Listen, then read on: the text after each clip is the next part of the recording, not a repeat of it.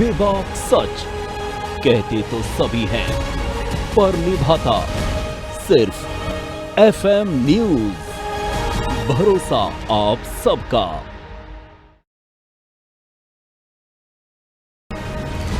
खबरों में धार, तेज और असरदार।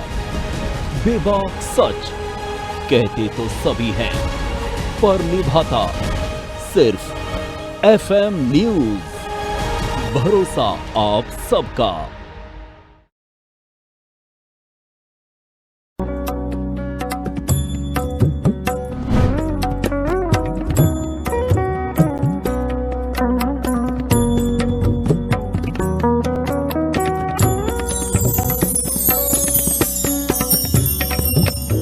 सारा जहां है जिसकी शरण में, नमन है उस मां चंद्र घंटा के चरण में। जय माता दी दर्शकों, तो एक बार फिर मैं हूं आपके साथ आपकी दोस्त नितिशा बंसल और लेकर आई हूं खास कार्यक्रम शुभ नवरात्र। तो दर्शकों, आज मां की आराधना का तीसरा दिन है और आज होती है मां चंद्र घंटा की आराधना। आज हम मां चंद्र घंटा के स्वरूप का महिमा मंडन करेंगे, जानेंगे कैसे उनकी पूजा की जाए, किन चीज़ों का ध्यान रखा जाए और क्या मां को अर्पण किया जाए। इसी पर बात करने के लिए स्टूडियो में हमारे साथ मौजूद हैं आचार्य विकास शास्त्री जी। स्वागत है शास्त्री जी। जय माता की। जय माता दी। तो दर्शकों, आज हम आचार्य जी से बात करेंगे और जानेंगे कि माँ चंद्र घंटा का ये जो स्वरूप है वो कैसा है, माँ के जो कथा है अवतरण की उसके बारे में क्या कुछ कहा जाता है, साथ ही आप कैसे आज के दिन माँ की आराधना करके और भी ज़्यादा फल प्राप्त कर सकते हैं। तो आचार्य जी, जब हम माँ के स्वरूप की बात करते हैं तो माँ का जो नाम है चंद्र घंटा, इसमें दो शब्द सुनाई देते हैं, चंद्र और घंटा। क्या माँ के स्वरूप का ताल्लुक चंद्र और घंटा से है? बिल्कुल, जैसे कि आज तीसरा नवरात्र है माता का और माता चंद्र घंटा का दिवस, आज की जो देवी हैं वो चंद्र घंटा आज के दिन पूजी जाती हैं जी। इनका नाम ही संबंधित है पूजन से, इनके स्वरूप से। जैसे कि माता के जो मस्तक पे है वो चंद्र का तिलक है और उनके एक हाथ में घंटा है, तो चंद्र को धारण करी हुई माता मस्तक ललाट पर और हाथों में घंटा लिए हैं, इसलिए इनको चंद्र घंटा कहा जाता है। कहते हैं जब भगवान शंकर का विवाह माता पार्वती से हुआ था तो उसी के बाद उनका यह स्वरूप पूजा जाता है। उसके बाद कहते हैं माता ने जैसे भगवान शंकर के सिर पर चंद्रमा आरूढ़ है, उसी तरह माता ने भी चंद्र को अपने मस्तक पर विराजित कर लिया था कि शिव को चंद्र प्रिय है तो मुझे भी चंद्र प्रिय है, इसलिए। और माता अष्टभुजाधारी, 8 भुजाएं हैं उनकी। माता ने स्वर्ण रूपीय वस्त्र धारण करे हुए हैं, सुनहरे रंग के माता के वस्त्र हैं और उनके एक हाथ में गदा है, चक्र है, त्रिशूल है, एक हाथ में घंटा है और शंख है। माता के 8 हाथ में अस्त्र और शस्त्र धारण करी हुई हैं, पर एक हाथ में घंटा का धारण करी हुई हैं। कहते हैं ये जो घंटे की ध्वनि है, जब माता घंटा बजाती हैं तो जितने भी बुरी शक्तियाँ हैं वे सब कांप उठती हैं, क्योंकि वो शेर पर सवार है, युद्ध के लिए तत्पर रहती हैं। जितने भी नकारात्मक शक्ति हैं वे सब उनसे डरती हैं। आज के दिन उनका पूजन करने से आपके घर से जैसे ही आप घंटा का वादन करेंगे माता चंद्र घंटा का नाम लेकर, तो आपके घर से नेगेटिव जितनी भी नेगेटिविटी है वह सब दूर हो जाएगी, नकारात्मक शक्ति दूर हो जाएंगी और सकारात्मक शक्तियों का वास हो जाएगा। ऐसा स्वरूप है माता चंद्र घंटा। आचार्य जी, माँ के स्वरूप की हमने बात करी तो माँ के इस स्वरूप में माँ की स्वर्णिम आभा नजर आती है। इस स्वर्णिम आभा का क्या राज है? क्या स्वर्ण से, सुनहरे रंग से या फिर सोने के आभूषणों से कुछ माँ के स्वरूप का संबंध है? बिल्कुल, मैंने जैसे आपको बताया जी कि जो स्वरूप है माता पार्वती का स्वरूप, और वो विवाह के बाद जी। जब तक वह युवती थी तब तक उन्होंने भगवान शंकर को पाने के लिए नाना प्रकार का उन्हें रूप धारण किया, तपस्वी बनी, योगी बनी, तब जाकर शंकर प्राप्त हुए। घनघोर तपस्या करी, कठोर तपस्या करी, उसके बाद भगवान शंकर उनको वर रूप में प्राप्त हुए। परंतु ये जो स्वरूप है माता का विवाहित स्वरूप है। जब युवतियों का विवाह हो जाता है तो वे स्त्री हो जाती हैं। 16 श्रृंगारों को धारण करे हुए स्वर्णिम आभा माता के सुनहरे रंग के वस्त्र हैं, संपूर्ण माता ने श्रृंगार आरूढ़ करावा है। कहते हैं आज के दिन अगर जो भी व्यक्ति स्वर्ण सुनहरे रंग के कपड़े पहनकर माता का पूजन करता है, उनका अभिवंदन करता है, उस पर विशेष कृपा होती है। और अगर सोने से संबंधित श्रृंगार माता को चढ़ाता है, चाहे वो एक लौंग ही चढ़ाए, तो वह दान किसको करनी, ये भी ध्यान रखिए। आजकल लोग दान किसी को भी कर देते हैं, ऐसा नहीं है। आपने जो दान करना है, जो पंडित जी की पत्नी होंगी पंडितानी, उनको जो विवाहित हो, ऐसा नहीं, विवाहित होनी चाहिए और वह जो है सुहागवंती हो, उनको जाकर अगर आप उस स्वर्ण आभूषण को आज के दिन चढ़ाती हैं, देती हैं, दान करती हैं, तो आपके मन में जो भी मनवांछित फल होगा वह आपको माता की कृपा से अवश्य में प्राप्त हो जाएगा। और सुनहरे रंग के वस्त्र पहनकर ही माता का पूजन करें और साथ में सुनहरा वस्त्र अगर दान कर दें तो सोने पर सुहागा हो जाएगा। आपकी सभी मनोवांछित फल आपको प्राप्त हो जाएंगे। आचार्य जी, अब जब आपने ये बता दिया है कि क्या दान पुण्य करें, कैसा माँ का स्वरूप है, तो अब ये भी एक बार दर्शकों को बताएं कि माँ की आराधना किस तरह से करनी है, पूजा की क्या विधि है और मंत्र, आज कौन से मंत्र का उच्चारण माता के भक्त करें उनकी आराधना में। जैसे कि आज माता चंद्र घंटा का दिवस है, सुनहरे रंग के वस्त्र आपको पहनने हैं और उसी रूप में आपको उनका पूजन करना है। स्वर्णिम माता मन में आज जितने भी श्रृंगार हैं, आप भी संपूर्ण श्रृंगार युक्त होकर माता का पूजन करें और उनका अभिवंदन करें। उन्हें आज श्रृंगार चढ़ावें, स्वर्ण वस्तु है तो वह भी चढ़ावें और वो किसी पंडितानी को अगर आप दान करते हैं तो बहुत बढ़िया। सुबह उठकर प्रातः स्नान करें, स्वच्छता का ध्यान रखें, प्रातः उठकर माता का पूजन करें, अभिवंदन करें, दूध दही घी शहद बूरा इत्यादि से उनका स्नान कराएं, पंचामृत से उनका स्नान करावें, कलावे का टुकड़ा उन्हें चढ़ावें, स्वर्णिम वस्त्र उन्हें पहनावें। उसके बाद तिलक करें, अगर वह तिलक जो है कुमकुम का हो तो बहुत बढ़िया। उसके बाद अक्षत दान करें माता को। आज जो है सुनहरे रंग के फूल हों, पीले पुष्प हों, बहुत बढ़िया, या श्वेत पुष्प हों तो और बढ़िया, वह दान माता को पहनावें। उसके बाद उन्हें इत्र जरूर लगावें, गुलाबी रंग का इत्र हो, गुलाब के फूल का इत्र हो, बहुत बढ़िया। उसके बाद माता को पंचमेवा आदि चढ़ावें और खीर का अगर आज आप भोग लगाते हैं तो उसे भोग, और पंचमेवा युक्त वह खीर होनी चाहिए, ये अवश्य में ध्यान रखें। दूध दही का आज आप दान करें और आप देखेंगे कि आपको अगर आपका मन विचलित रहता है, मन एकाग्र नहीं रहता, तो कहते हैं, मैंने जैसे आपको बताया कि पूर्व में माता के मस्तक पर चंद्र विराजित हैं। माता का पूजन करने से चंद्र ग्रह का भी पूजन होता है। अगर आज आप माता का पूजन करते हैं, सफ़ेद वस्तुओं का दान करते हैं, तो आपकी चंद्रमा की भी शांति होगी। मानसिक समस्या से संबंधित कोई समस्या चल रही हो, मन आपका एकाग्र नहीं रहता, तो आप यह ध्यान रखें कि आज के पूजन करने से वह मन एकाग्र हो जाएगा, मानसिक समस्याएं दूर होंगी, चंद्रमा से संबंधित समस्याएं दूर होंगी। और माता का जो आज मंत्र है वह मैं आपको बताना चाहता हूँ।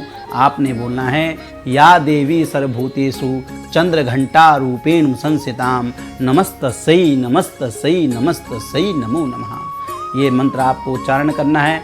और ओम, ये अगर ये नहीं बोल पाते हैं तो ओम चंद्र घंटाए नमः, ओम चंद्र घंटाए नमः, इस मंत्र का आप उच्चारण करें, इससे माता का पूजन करें। जी आचार्य जी, आचार्य जी, हमने माँ की स्वर्ण आभा के बारे में बात कर लिया, क्या दान पुण्य करना है, किस तरह से पूजन करना है, ये बात करी। पूजन में मैंने कुछ शब्द मैं सुनती हूँ, जैसे पंचोपचार है, षोडशोपचार है, तो क्या महत्व है माँ की पूजा में, किस तरह से पूजन किया जाना चाहिए, और पंचोपचार षोडशोपचार इनमें क्या अंतर है, दरअसल क्या है ये? देखिए, शास्त्र में 3 प्रकार के पूजन का विधान है जी। जैसे आता है कि पंचोपचार पूजन, षोडशोपचार पूजन और राजोपचार पूजन। ये 3 प्रकार से भगवान का अर्चन पूजन किया जाता है। वह विधि है कि 5 वस्तुओं को चढ़ाने से भगवान का पंचोपचार पूजन होता है। जब आपके पास सामग्री की कमी हो, समय ना हो, सामग्री की कमी हो, फिर अगर पर्याप्त सामग्री है तो पंडित जी द्वारा षोडशोपचार, जो आम सभी व्यक्ति करवाते हैं पूजन, षोडशोपचार, उसमें 16 प्रकार की वस्तुएं भगवान को चढ़ाई जाती हैं। और राजोपचार पूजन, जो बड़े सेठ, राजा, महाराजा, जैसे इसका नाम ही राजोपचार आ रहा है, जिनके पास धन की अधिकता होती है, वहाँ स्वर्ण आभूषण मणि इत्यादि सब कुछ चढ़ता है, तो उसे राजोपचार पूजन कहा जाता है, जिसे राजा लोग, नेता लोग, मंत्री लोग कराते हैं। तो पंचोपचार जो पूजन है, जब भी आप पर समय का भाव हो तो भगवान को जो है रोली, तिलक, फूल हैं, रोली, चावल, फूल और भोग नैवेद्य और धूप दीप चढ़ाते हैं, तो इसे पंचोपचार पूजन कहते हैं। उसके बाद अगर आपके पास संपूर्ण वस्तुएं हैं तो भगवान का आवाहन किया जाता है, उनका जल से स्नान किया जाता है, फिर दूध, दही, घी, शहद, बूरा, फिर पंचामृत से, फिर गुलाब जल से, फिर उसके बाद माता को शुद्ध जल से स्नान कराने के बाद फिर आप उनको कलावा चढ़ावें, फिर आप उनको वस्त्र पहनाएं, फिर आप उनको तिलक करें, चावल लगाएं, फिर आप उनको जो है माला पहनावें। उसके बाद अबीर, गुलाल इत्यादि चढ़ाने के बाद, सिंदूर चढ़ाने के बाद इत्र चढ़ावें। उसके बाद जो भी उनका प्रिय पुष्प है वह चढ़ावें, श्रृंगार चढ़ावें।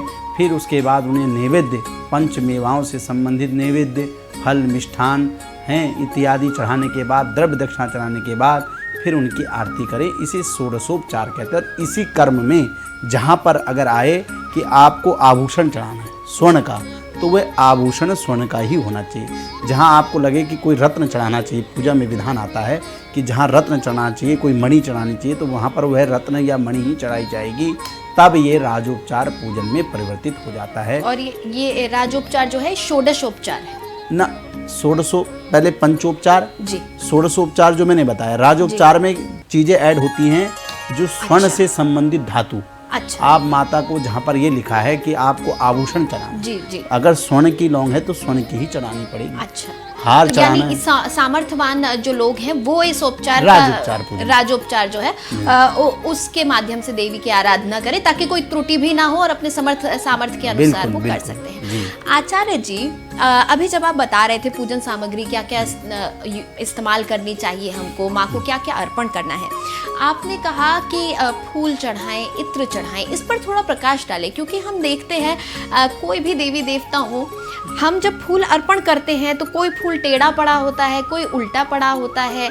क्या इस तरह से फूल चढ़ाए जाने चाहिए या फूलों को चढ़ाने का भी कोई विधान है? और इत्र आपने बताया खास तौर पर, तो कौन से इत्र का इस्तेमाल करें, फूल और इत्र, इस पर थोड़ा सा ज्ञान दें। देखिए, जो हम फूल, बिल्कुल सत्य कहा आपने, हम पूजन अर्चन तो करते हैं, परंतु कई बार क्या है कि वह जो पूजा अर्चना हम जो कर रहे हैं, अगर वो सही विधि और विधान से ना करी जाए, अपितु पुण्य की जगह वह पाप में परिवर्तित हो जाती है। हमें पुण्य न मिलकर पाप का भंजन करना पड़ता है। इसलिए ध्यान रखें कि परमात्मा को जो भी वस्तु चढ़ाएं उनको मुख कर चढ़ाई जाती है। फूल कभी भी उल्टा करके ना चढ़ाएं, भगवान के समक्ष सीधा फूल रखकर उनके चरणों में चढ़ाएं। माला जो चढ़ा रहे हैं उनके सिर से लेकर पांव तक माला होनी चाहिए। और ये ध्यान रखें कि कभी भी फूल अशुद्ध ना हो, जूठा ना हो, बासी ना हो, ताज़ा फूल भगवान को चढ़ाया जाता है। उसके बाद फूल वाले पे दोष नहीं लगता इसका, फूल वाला 5 दिन तक उसके पास रखी माला का कोई दोष नहीं लगता, परंतु अगर आज आप फूल लाए हैं तो कल आप उसको चढ़ा दें, ये ध्यान रखिए। जूठा फूल नहीं चढ़ाना चाहिए। दूसरा, जहाँ तक इत्र की बात है, मैंने जैसे आपको बताया कि माता को लाल रंग अति प्रिय है, दुर्गा जी को, इसलिए गुलाब का इत्र जो है, गुलाब से वे आप नव दुर्गाओं को चढ़ा सकते हैं गुलाब का इत्र। परंतु जैसे आज माता चंद्र घंटा का दिन है, चंद्र को धारण करने वाली हैं, तो श्वेत पुष्प से, जो श्वेत रंग का पुष्प है, उसके अर्क से बने इत्र को ही माता को चढ़ावें। जैसे वो आता है ना, रात की कौन सा बोलते हैं, रात की रानी, हाँ, रात की रानी जो होती है, उससे संबंधित एक इत्र आता है, वह चढ़ाएं। अगर वो ना हो अवेलेबल, क्योंकि मार्केट में कई बार ऐसा होता है जो चीज़ चलन में होती है वह तो मिल जाती है, हाँ। परंतु और चीज़ें मिलने में दिक्कत होती जी। है, तो आप जो है गुलाब का इत्र रखें, जो 9 दिन आप माता को चढ़ा सकते हैं। आचार्य जी, अब हमने मंत्र की भी बात कर ली, हमने ये भी बता दिया किस तरह से पूजन किया जाए।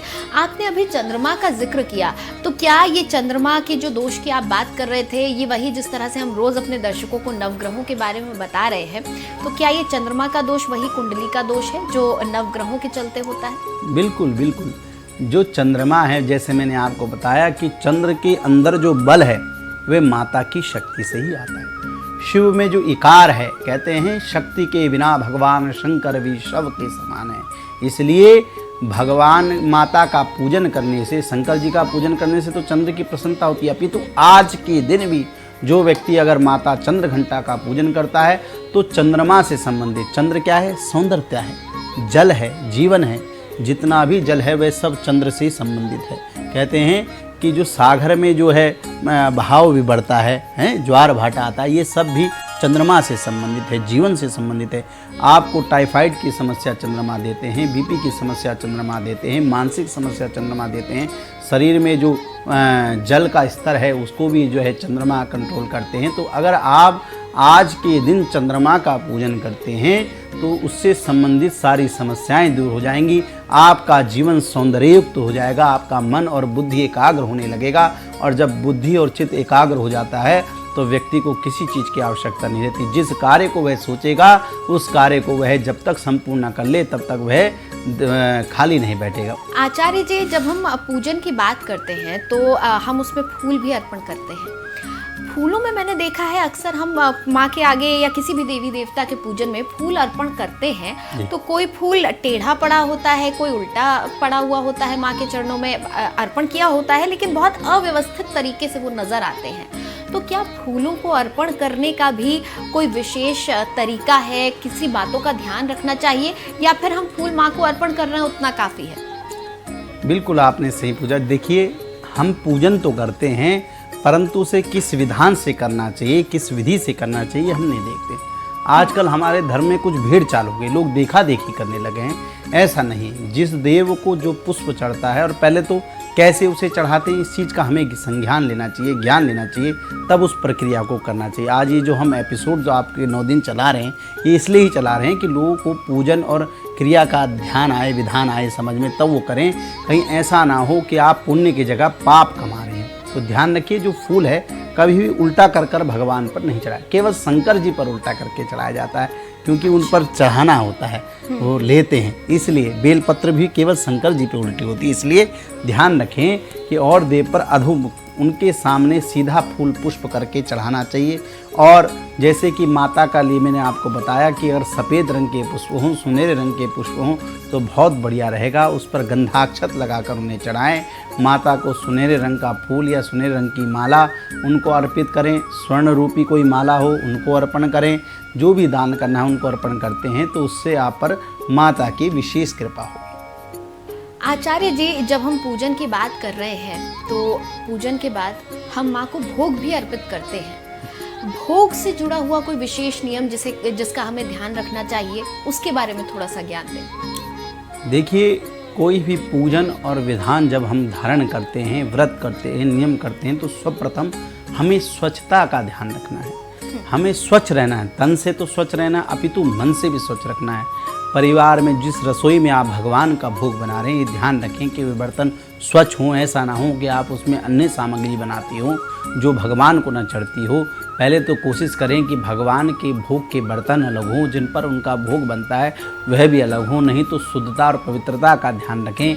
भगवान को, जैसे माता को विशेषकर खीर प्रिय, और वो भी पंचमेवा युक्त अगर खीर हो तो बहुत बढ़िया। और ऊपर से उसमें अगर केसर डाल दें, क्योंकि वो स्वर्ण आभा युक्त हो जाता है खीर, स्वर्णिम खीर लगेगी, तो उसमें केसर अगर आप डाल दें। और ख़ासकर मैंने बताया ना, मन तो यहाँ हो और पूजन में और मन कहीं और हो, तो ऐसा नहीं, तब भगवान उस भोग को स्वीकार नहीं करते। भगवान भाव के भोगे हैं। इसलिए माता को जब आप भोग लगा रहे हों तो उनका भोग की, हे माँ, ये जो मैं भोग लाई हूँ ये सब भाव ये होना चाहिए कि ये जो मैं भोग लाई हूँ ये सब कुछ आपका ही है, तेरा तुझको अर्पण। हे माँ, ये अन्न भी आपने दिया है, ये रस भी आपने दिया है, ये विधि भी बनानी भी आपने दी है। तो जब इस भाव से आप भगवान को भोग लगाएंगे कि तेरा तुझको अर्पण, तो माता की विशेष कृपा होगी और वो जो भोग है वह अमृत बन जाएगा। उस खीर का जो भी पान करेगा, व्यक्ति रोगवान हो बहुत समय से, उस खीर का अगर वह प्रसाद ग्रहण करता है तो वह रोग से मुक्त हो जाएगा।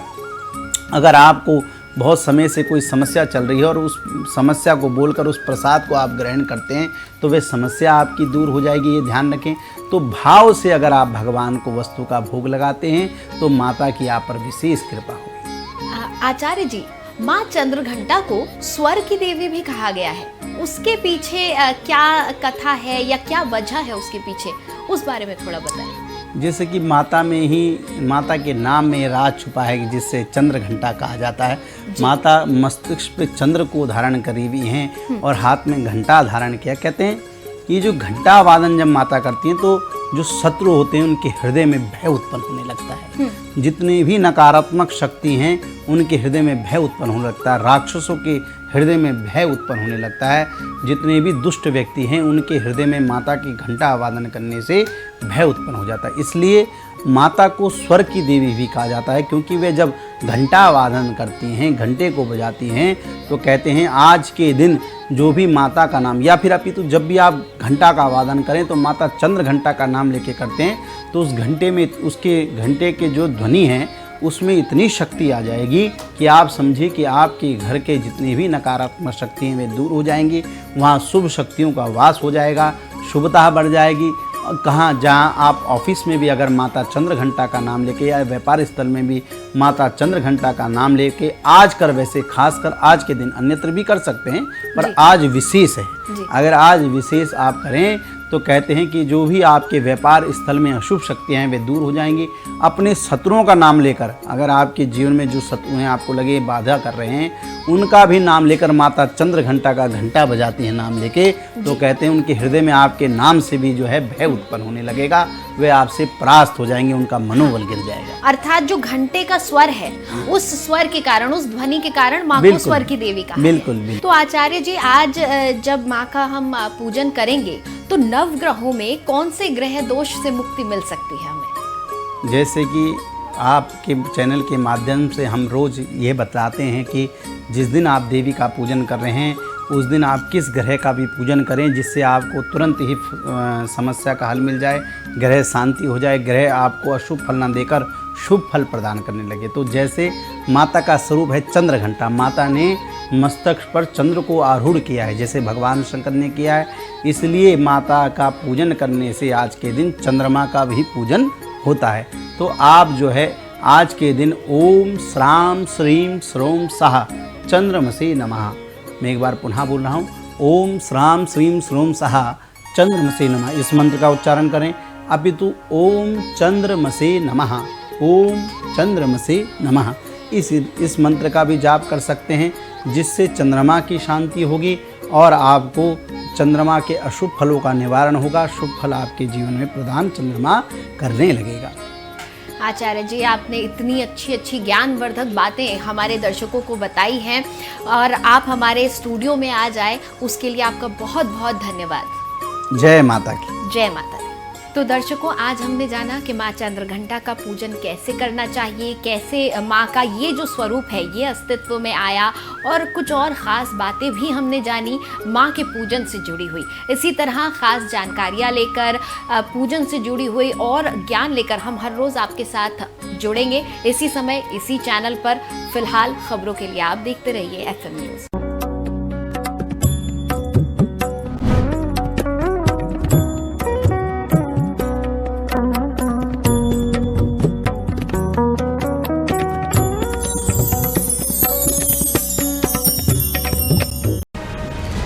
खबरों में धार, तेज और असरदार, बेबाक सच, कहते तो सभी हैं, पर निभाता सिर्फ FM न्यूज़।